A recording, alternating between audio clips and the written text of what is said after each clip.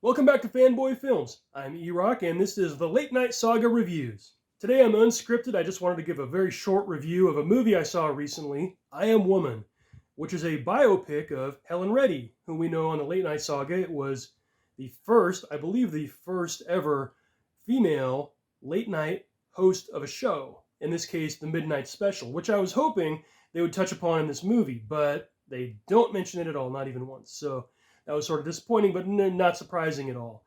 I don't even know how many people even think of the Midnight Special anymore or know about it. So, in fact, as I went through this movie, it started to occur to me that this is kind of an unlikely biopic in the first place. I don't know how many people are even aware of Helen Reddy. When you think of all these musical biopics that have been out recently, like Bohemian Rhapsody, Freddie Mercury, Rocket Man with Elton John, or the Elvis movie just came out. Is Helen Reddy really that much of a household name, sort of along with those names? I'm not sure. It's probably not surprising to find out that this movie was an Australian-made movie because Helen Reddy was one of Australia's biggest homegrown stars, I think.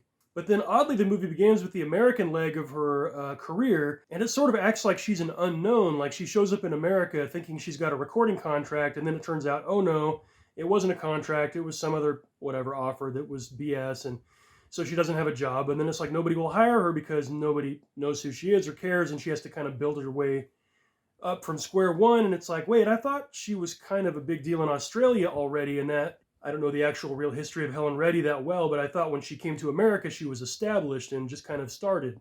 They give her this really lame excuse, like they say there's only like one spot available on any given radio station for a female vocalist. It's like, I think there was more than one going at the same time in the 60s.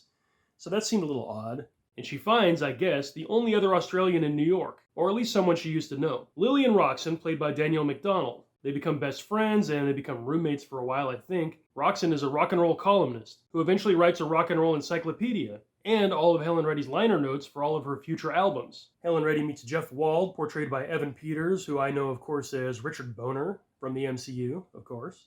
Boner. And he does a lot of heavy lifting as this kind of tough guy from the Bronx who wants to make it in the music business, and he's very aggressive.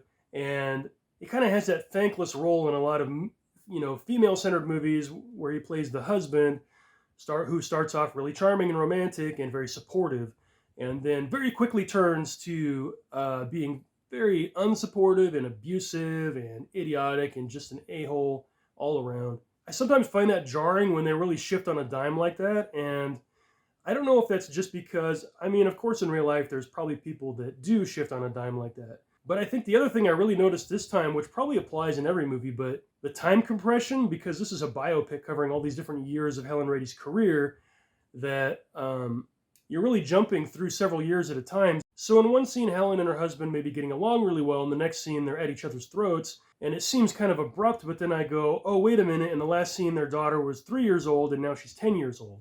So there's really like a time compression that I think kind of cheats the audience a little bit. And while it may be like factually correct, I don't know how factually correct this is, but while it may be somewhat correct, I think there's probably a way that you could do it that wouldn't jar the audience quite so much. And Jeff is also supposed to be on drugs, so I guess everything he does is just wacky, right? You're the one with the problem. What the fuck, Helen? Oh, Jeff. Great! Really? That's fucking great! That's fucking great! You fucking dropped the coke everywhere. Fuck!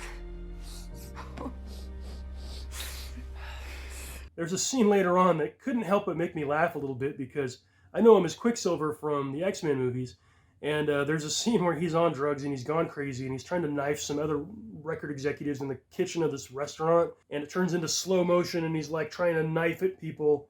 And he's saying, why did you try to talk her into having a jazz album? She's not a jazz singer. And it's just like slow-mo. And I was just thinking he's getting his Quicksilver scene once again. I guess it wouldn't be funny if I didn't know that reference. One of the things I noticed in this movie is there weren't a lot of characters. There was Helen, there was her husband Jeff, and then there was her best friend. There's those three characters, and then there's the kids who you see on and off, played by all different actors at different ages. And that's about it. You see a couple of everyone else is basically an extra. You might see Jeff talking to some other record executives. You might see Helen talking to some people along the way. Not really. She's not doing interviews. She's not, when she goes on, of course, in the middle of the movie, there's a montage of her success, when she finds success, when she writes her hit song. And then suddenly she's touring the country and she's in all these different rooms. and I'm sure they're all digitally realized probably. But she doesn't have all these little side run-ins. She's not running. There's no cute encounter with somebody working at a show in Philadelphia or something that calls back later in the movie. There's no Jeff doesn't have any other friends. There's no other executives that treat her bad that she gets her comeuppance with later. There's a few people who come in just for one scene in a little paragraph, but there's no follow through. There's no other characters in the movie except for the main three. So I found that it was a little tight. I don't know how else to put it. It's a little I guess it was cozy.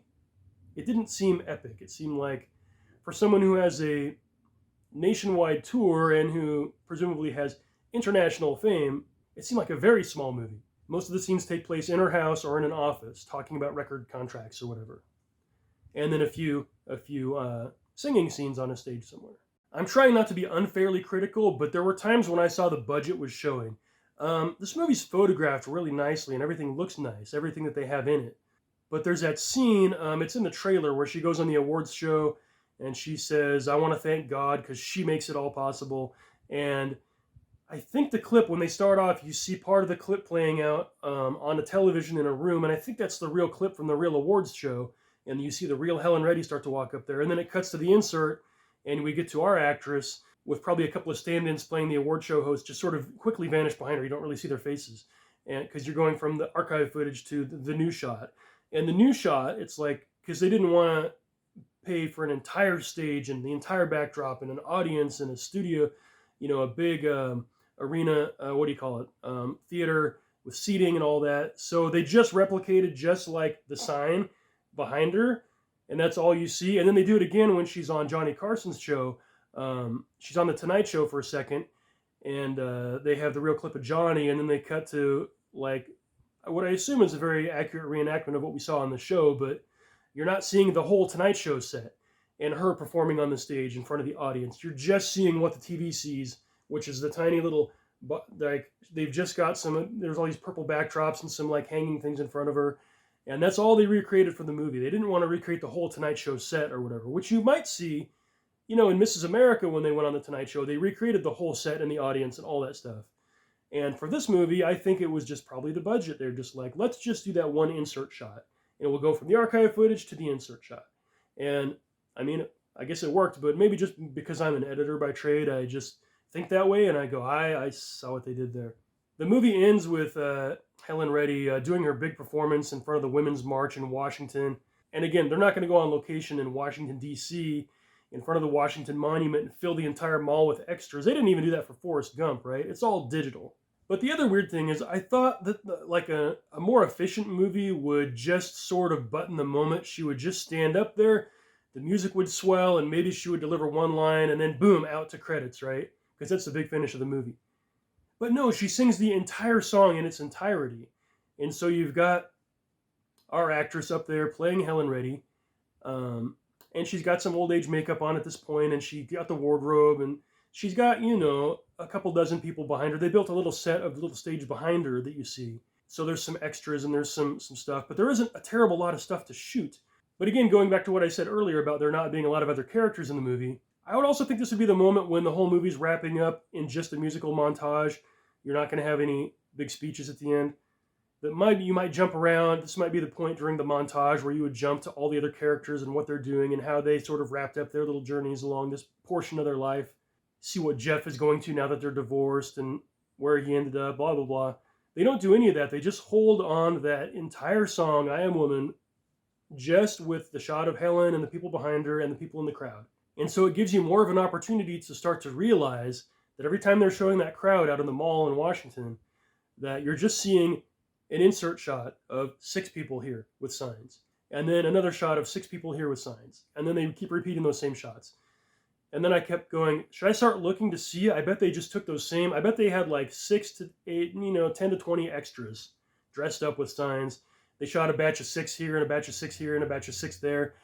And then probably those same people are the ones that they digitally duplicated to just fill in the entire mall. I'm like, I bet if you look at the mall, you'll see a lot of duplicate signs and shirts and stuff, And I think if it hadn't gone on for so long, I wouldn't have noticed, or I wouldn't have been thinking about that. But I mean, it's just a trick to tell the story you're trying to tell. And it's a great trick, And if it is really a low budget movie, then, good for them for using all the tricks that they have to pull it off. but I think they held on that song a little too long. I think we'd already heard the whole song in its entirety earlier in the movie, so I think they could have just given us, one verse this time and out. I like the mic drop, one verse and out. You don't need the entire song. I feel like I'm nitpicking this to death. I feel like if this was a big studio movie, it would probably give me all those things I expect and that I want, and the movie would be a little more fleshed out. But I don't think it was a big studio movie, certainly not American. It was an Australian production. I think it was produced by Helen Reddy's son, and I think they said her granddaughter sings a song in the movie. I am wise and I am true. Here comes the revolution. So I'm sure this was kind of a family effort. It was like a personal, it wasn't like some studio jumped on this and decided to make this movie. I think, Helen Reddy's people just said, let's make a movie about mom, about grandma, and they got it done. I met Helen about 6 years ago. I met her at a dinner, and I always say how by the time dessert came around, I realized she had the most extraordinary story of her life and the writing of a song, and it was set during a time when it was really the rise and fall of feminism in the 70s. I walked out of that dinner and was convinced that somebody must have already made a film about her, and was like really shocked that nobody really had done anything to that date. And it's decent, it's like it sort of spans, it's kind of like all these musical biopics. There's less of a story than there is just sort of it's like the soundtrack of the movie is just going to be a greatest hits album. Let's put all of our greatest hits in the movie, sort of in the order that they came out, and let's kind of tell whatever stories were associated with those hits as they happened. And that's about it. It's interesting that they got another singer to duplicate all of Helen Reddy's songs, they said, for like the first half of the movie, and then I think in the second half it goes to recordings of Helen Reddy. But they did a great job matching. The singer is really good. I want to give kudos to the actors. They were very good. Tilda Cobham-Hervey is very good. She's very charismatic. She does great with the part. She doesn't do her own singing, but that's okay. And she is a native Australian. That's cool. Evan Peters had to cover a lot of ground because his character pinballs back and forth so much. He goes from very charming and very believably charming and supportive and kind of a liberated modern man to suddenly becoming a throwback Cro-Magnon. I kind of tired of this feminist stuff, and then he just becomes a jerk, He does both really well. My takeaway was that this movie wasn't even as much about Helen Reddy's musical career as it was about her marriage. And I guess the way women are treated, the way she's treated by the record executives, it's sort of a double-edged sword, I suppose, probably was for her in real life, that she married a guy who became her manager. So anytime she goes into like a negotiation with the record label about what kind of album I want to make next, and then instead of listening to her, they turn to her husband and go, what do you think? And then if he has a different opinion, they go with him. Is that sexist just because he's a man, or is it because he's the manager? You see what I mean? It's kind of like double dipping on both. It's like, of course, the husband is not being supportive of the wife, and also you could say the record label guy is not listening to the woman, he's listening to the man, but it's also that he's not listening to the artist, he's listening to the manager, that's a whole different conversation about, as he says, you're the show, I'm the business. That's the partnership. If he's making a business decision, then maybe it isn't her place to decide that. But then again, she's an artist and she can only produce art that she believes in. So she can't just be like making whatever records he wants her to make. So that's the whole, where it kind of becomes, is it because it's a man's world, or is it because it's art versus commerce? I think it's both. So that's an interesting conversation to have, but I don't know that that's fully fleshed out, or they don't talk about how it's two different things or how they overlap, especially when you're married to your manager, which, maybe that's not a good idea. So the other thing I didn't know about Helen Reddy's career, this movie takes us through a certain point, which is somewhere in the 70s. I guess when she breaks up with her husband, she decides to stop doing music and she quits the music career, she retires. And then her daughter comes in and all of a sudden it's 10 years later, and that's when she says, you should join the ERA women's rally and sing. And she's like, I haven't sang in 10 years, nobody cares. And her daughter talks her into doing it, and then the little cards at the end that tell you what happened to the characters say, oh, well, that launched the next phase of her career that lasted another 10 years or something. I wanted to see more of that. This whole movie was like, give me more, you know? There was lots of little melodrama and lots of office conversations, but I wanted more of that. It goes back to the fact that throughout the whole movie is peppered the women's movement, the ERA. It's very much like Mrs. America, which I reviewed, where throughout the movie they're giving us a countdown to how many states have ratified the ERA. And I kept thinking, this is going to play into it. She's going to meet up with some of these people. They're going to ask her to represent them. And maybe that's not what happened in real life, but what I'm saying is none of that happens. None of it. It's like a background conversation, and you can do that in a movie. You can have this parallel thing happening to your main character's story and have them meet up at the end. That's great, but it also seems like, in this case of Helen Reddy's career, since that launches the whole comeback, the whole second half of her career, you would think it would be more important, but it just seems like it's just kind of sprinkled throughout just as background noise. Until the very end, and they're like, Mom, you got to go to this rally. And she's like, I don't care. I don't want to do it. And then they just sort of force her to do it, and then, or talk her into it, I should say. And then, oh, I got a whole second career, except you don't ever see that. It's only, mentioned in the cards. I don't know. I don't know what it is. I'm criticizing the movie too much. I'm nitpicking it to death. Everything they did well. I just wanted more of everything. It's a very fine telling of Helen Reddy's career, or at least the middle chunk of it, or I guess most of the beginning to the middle, and her husband and her kids, told with two or three very strong lead actors. The performances are good. The cinematography is good. I thought the story needed more of everything. I'm not really one to give ratings. I don't give stars. I don't give 5 out of 5 or 10 out of 10 points. So I would just say, on a scale from chopped liver to sliced bread, I'd call it a pizza.